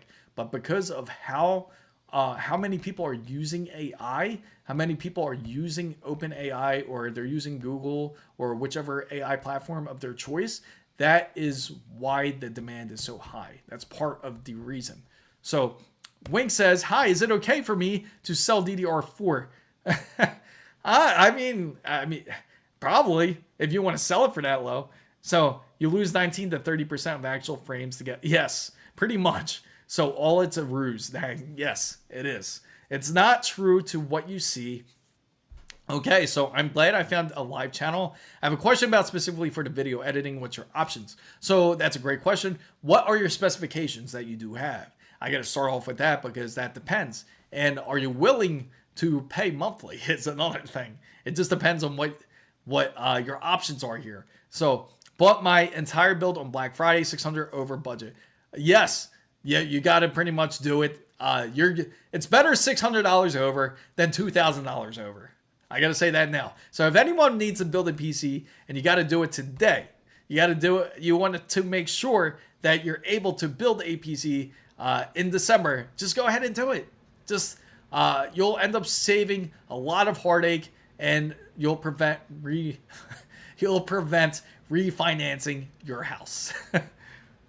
And also, just to let you guys know, join in the Discord server. It is completely free here, so go ahead and join in. It's so weird. I know I got my timed actions correct here. But anyway, so AMD Ryzen. So let me go back here. When Cyber Monday end, it's going to end. It's probably ending at the end of the week. They always say it's just Monday, but we all know that's BS. The sales will continue to go on until like before Christmas, to be honest. So if you need to buy a PC components, you'll still get some great deals, especially for this upcoming weekend, especially for anybody who is waiting on their payday, you know? So power color for RX 9070 XT for its, you know what's funny? Third Eye, that Nick actually brought that up. He said that he found them for $650. That's actually a great deal. MSRP for a 9070 XT, just to give you an idea, it should be at $600, but $650 is a very good deal. And the reason why it's a little bit more, because they do, when it comes to power color, when it comes to their editions, they do some like overclocking on it, some factory overclock. So you can take advantage of that. So that's actually a great deal. So OG Kashev says that AMD Ryzen 5700G Gigabyte RTX 5070 Ti Asus Tough Gaming B550 Plus Wi-Fi Patriot Viper RGB 2X 16 gigabytes 3600 megahertz Corsair CX. Not bad. That's a decent build. $950. At least it's under $1,000. That's actually great. So I'm guessing prices are bound to sky. Yes. Unfortunately, the pricing is just going to get ridiculous. If anyone has a PC build today, they're going to be looked next year as privileged. You're going to look like Squidward when he wears like the king, like the crown and the cape, and the golden cane. That's what you'll look like having a PC. It'll definitely define as like PC master race, right? Because it's gonna look like only the privileged people could really have like a PC gaming rig. But the case is, the people who do have it are the ones that certainly are smart enough to take advantage of the moment that they do have. I certainly don't recommend waiting to 2026.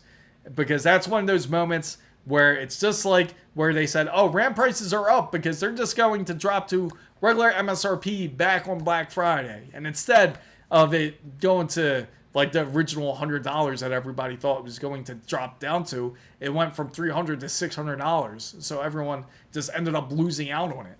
So I have a Ryzen 9 9900X paired with a 5070 Ti.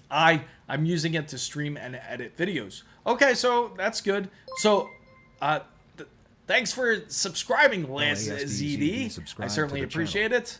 I just wondered, should I go for 32 gigabytes or 64 gigabytes? So, if you have to make a choice, just go 32 gigabytes. Don't spend 64 gigabytes if you don't have to.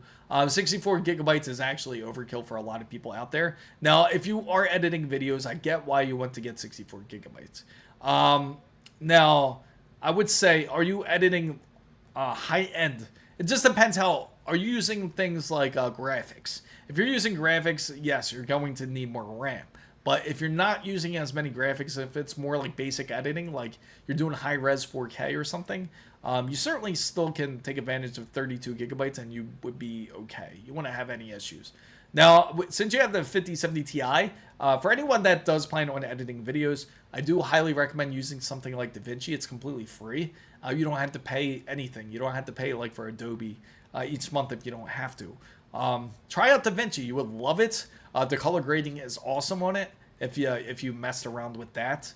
So what do I think about the 9070 XT? I think it is a awesome, I think it's a beautiful card. I think it's one of the best cards that you could certainly get, especially out in the market. 9070 XT is one of those highly underrated cards.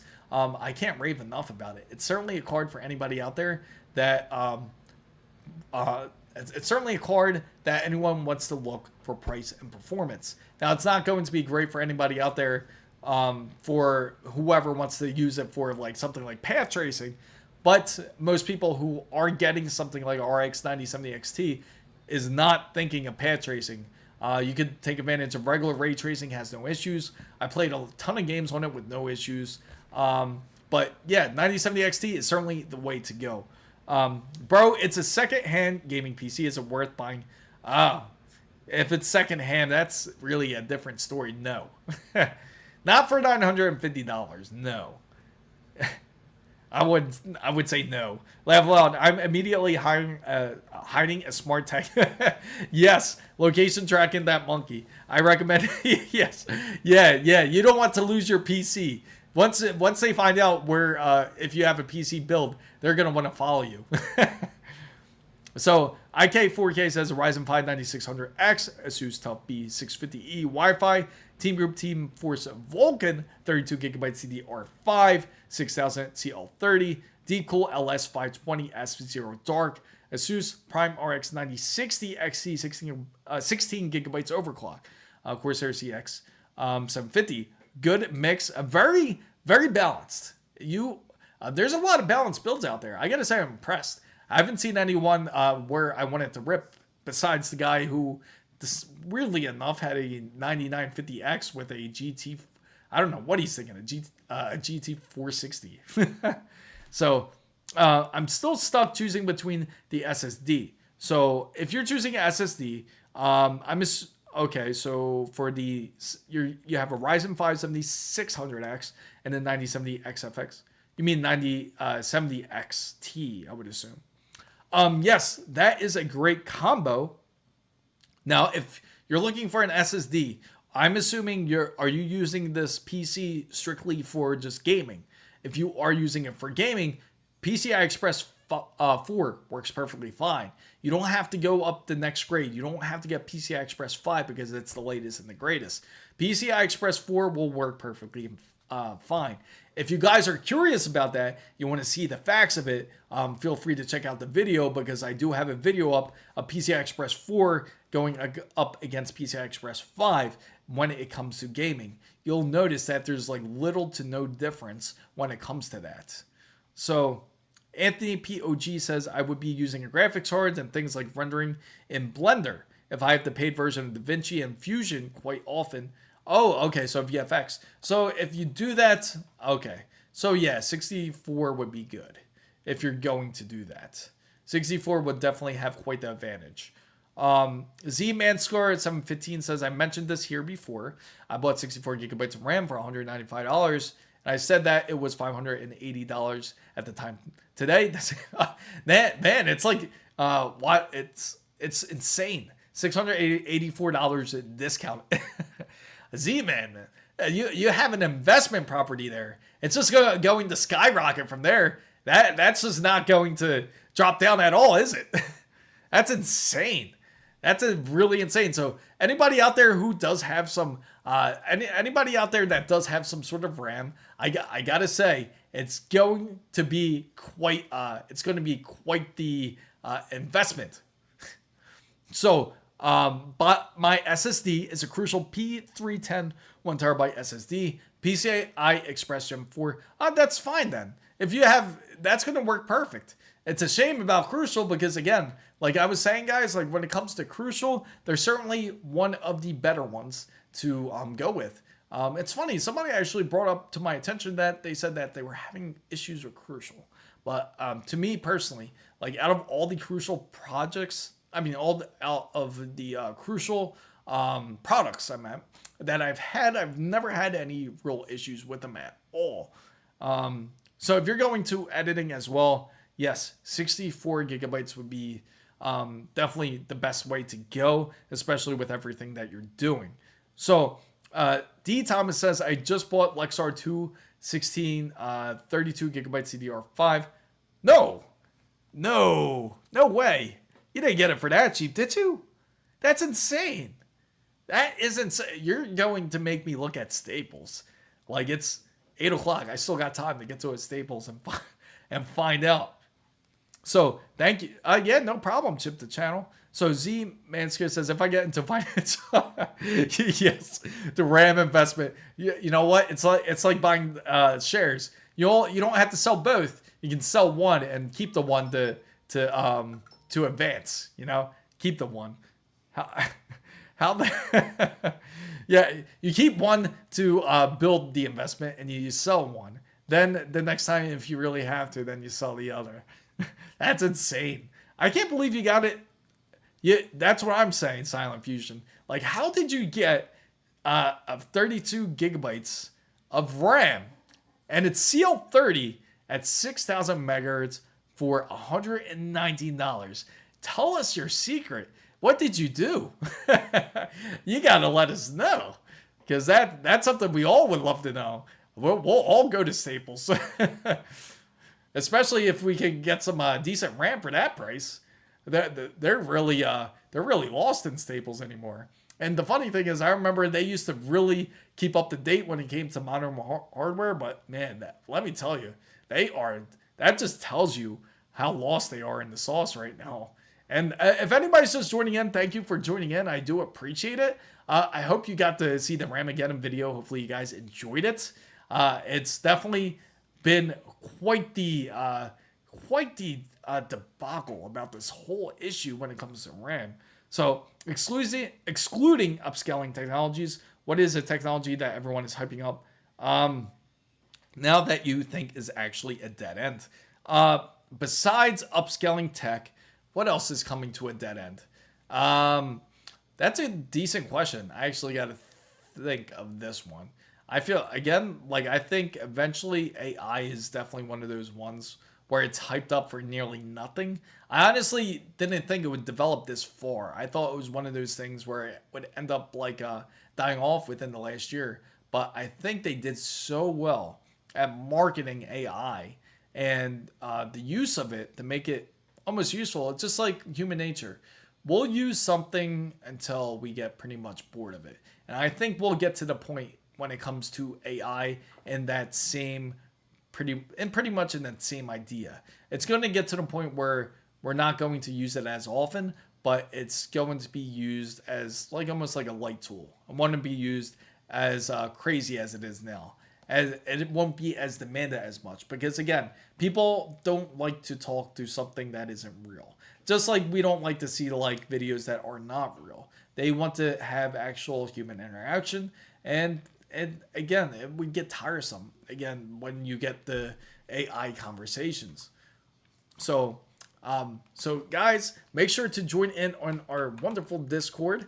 I'm sending you guys the command here, so feel free again to join in on Discord. Just click that link and that will invite you to the server. All you have to do is click OK, get into the server, and you guys will be good. And also for anybody that I don't get what is going on with my PC. It's a 5070 Ti worth 9800 X3D, and my game micro stutters. It's so annoying. So if your game's micro stuttering, it might not be actually your 50.